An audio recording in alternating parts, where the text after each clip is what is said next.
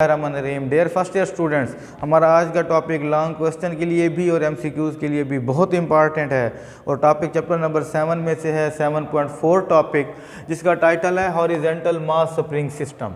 अब आप लोग ज़रा गौर करें कि अगर हम लोग एक फ्रिक्शनलेस सरफेस के ऊपर हॉरिजेंटली किसी स्प्रिंग के साथ कोई मास अटैच कर दें एट इट्स मीन पोजीशन ओ, और फिर हम लोग उसी मास को अप्लाइड फोर्स लगाकर इलांगेट करें, डिस्प्लेस करें थ्रू सम डिस्प्लेसमेंट एक्स, तो उसकी न्यू पोजीशन जो है वो बनेगी, इलांगेटेड स्प्रिंग की न्यू पोजीशन बनेगी ये, जो एक साइड की एक्सट्रीम पोजीशन ए होगी।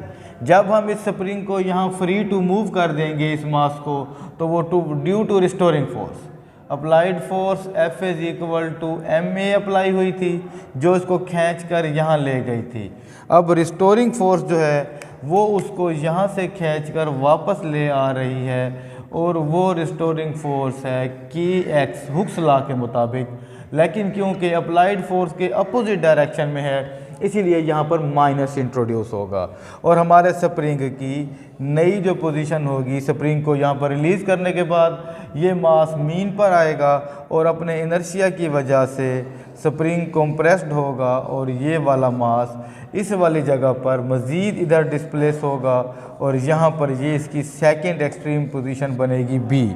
तो हमारी अप्लाइड फोर्स के असर में पार्टिकल अपनी मीन और एक्सट्रीम के दरमियान में ओ और ए के दरमियान में मुसलसल ऑसिलेट करता रहेगा, और यहाँ से हमें इसके लिए पहले ये प्रूव करना है कि इसकी acceleration minus omega square x के बराबर हो, हमें इसकी कैलकुलेशन बतानी है, कांस्टेंट्स बताने हैं, और फिर हम लोगों ने अपने सिस्टम को आगे हल करना है डिस्प्लेसमेंट के लिए, वेलोसिटी के लिए, डिफरेंट पैरामीटर्स के लिए। तो अब आप लोग देखें, हम लोगों ने जब यहाँ पर सिस्टम अप्लाई करना तो हम लोगों ने कहना है कि applied force F is equal to ma थी, restoring force F is equal to minus K X थी, तो जनाब ma is equal to minus K X and a is equal to minus K over m into X. ये है जनाब हमारी acceleration from system, जो कि हम लोगों का कौन सा है, हॉरिजेंटल मास स्प्रिंग सिस्टम। अब हम लोगों ने यहाँ पर जनरल इक्वेशन अप्लाई करनी है, general equation of acceleration in simple harmonic motion. तो जनरल इक्वेशन किसके बराबर है, a is equal to minus omega square x. इस इक्वेशन और इस इक्वेशन को जब हम कंपेयर करते हैं, कंपेयरिंग दीज एक्सेलरेशन, इन दोनों एक्सेलरेशन जब हम कंपेयर करते हैं तो हमारे पास जवाब निकलता है कि ओमेगा स्क्वायर जो है वो k ओवर m के बराबर है, और ओमेगा जो है वो under root k over m के बराबर है। आप बच्चे ज़रा नोटिस कीजिएगा, आप लोगों की टेक्स्ट बुक में पहला फार्मूला ही ये लिखा हुआ है, तो आप लोगों ने लाजमी ये डायग्राम, थोड़ी सी इसके साथ थ्योरी जो मैं पहले बोल गया, और ये डिटेल सॉल्यूशन यहीं से ही अपने टॉपिक में लिखना है, शॉर्टकट नहीं करना, अपनी टेक्स्ट बुक के मुताबिक शॉर्टकट नहीं करना, ये डिटेल में ये हल करना है। अब बेटा जब भी ओमेगा की वैल्यू हमें मिल जाएगी तो बस इसका मतलब है कि हमारा सिस्टम मुकम्मल तौर पर सॉल्व हो गया। अब सिर्फ ओमेगा की वैल्यूज़ को हमने डिफरेंट इक्वेशन में पुट करना है और अपने सॉल्यूशंस को जनरलाइज से स्पेशलाइज कर देना है।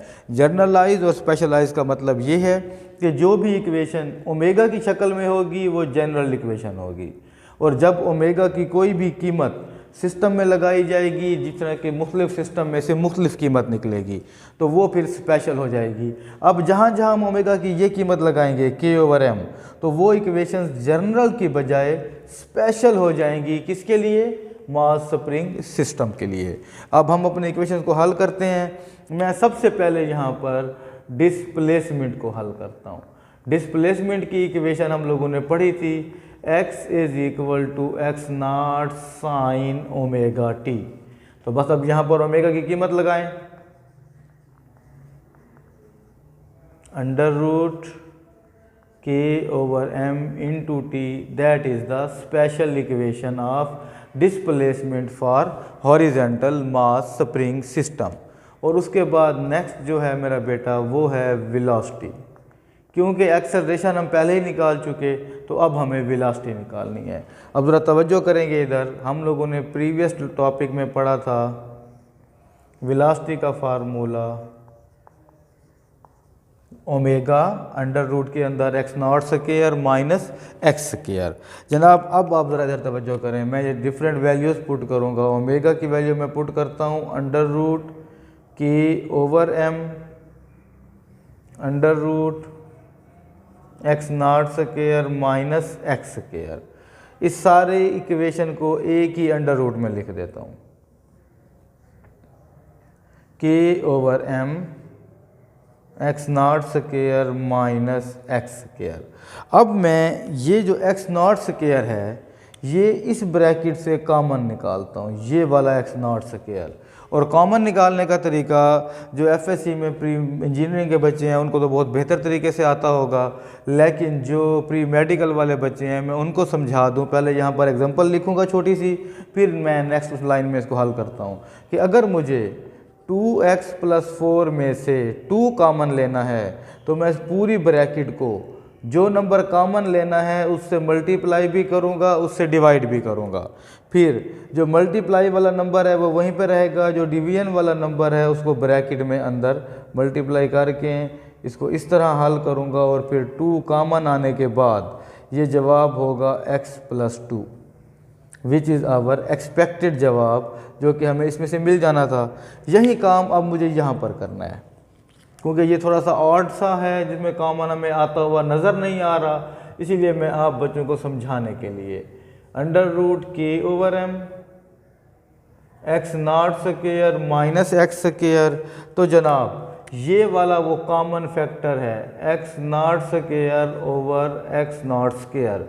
ये मैंने अपनी तरफ से लिखे, नीचे वाले x नॉट स्क्वायर को ब्रैकेट में मल्टीप्लाई करूँगा तो बेटा मेरा जवाब क्या बन जाएगा, अंडर रूट k/m, ऊपर रह गया x नॉट स्क्वायर, इधर क्या बना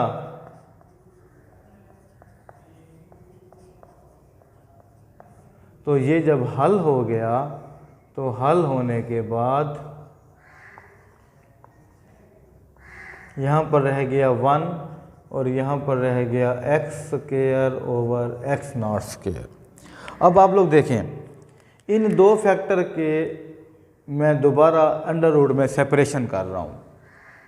v = ये अंडर रूट में अलहदा हो गया, x नॉट स्क्वायर वैसे अलहदा हो गया और यहाँ पर रह गया under root 1 minus x square over x not square. तो बेटा ये एक वैल्यू अंडर रूट k/m वैसे ओमेगा की वैल्यू है, तो आप जैसे दिल करे इसको लिख लें, ओमेगा की शक्ल में लिखें या जैसे लिखें। तो ये बन गया v = omega x not under root 1 minus x square over x not square. अब आएंगी वेलोसिटी की दो कंडीशन, वेलोसिटी मैक्सिमम जो कि कहाँ पर हमें मिलेगी, मीन पोजीशन पर, जहाँ पर x की कीमत कितनी होती है 0। वेलोसिटी मिनिमम जो कि हमें कहाँ पर मिलेगी, एक्सट्रीम पोजीशन पर, जहाँ पर x की कीमत कितनी होती है x नॉट। तो जनाब जब मैं वेलोसिटी मैक्सिमम को लिखूँगा तो मैक्सिमम वेलोसिटी को लिखा जाता है v नॉट के साथ और इसका जवाब आएगा x नॉट ओमेगा। जब आप x को 0 पुट करेंगे तो ये वाली पूरी टर्म 0 हो जाएगी, 1 का अंडर रूट 1 ही रहेगा और जवाब ये रह जाएगा। और जब आप x को x नॉट पुट करेंगे तो ये वाली टर्म 1 बन जाएगी और वेलोसिटी मिनिमम की कीमत 0 आएगी। ये वेलोसिटी मैक्सिमम की कीमत है और ये वेलोसिटी मिनिमम की कीमत है। इस वजह से मैं यहीं पर ही लिख देता हूँ, ये वाला जो फैक्टर है ये v नॉट के बराबर है और साथ में लिख देता हूँ √1 minus x square over x not square. ये वेलोसिटी की जनरल कीमत, ये दो चीज़ें MCQs के हिंट हैं, इनको अच्छी तरीके से आप लोगों ने पढ़ना, याद करना है। कल इंशाअल्लाह अज़ीज़ कुछ इनमें से MCQs हल करेंगे और फिर अपना नेक्स्ट टॉपिक सिंपल पेंडुलम भी पढ़ेंगे। तो इंशाअल्लाह मज़ीद आगे हम अपने लेक्चर को कल कंटिन्यू करेंगे। अल्लाह हाफ़िज़ बच्चों।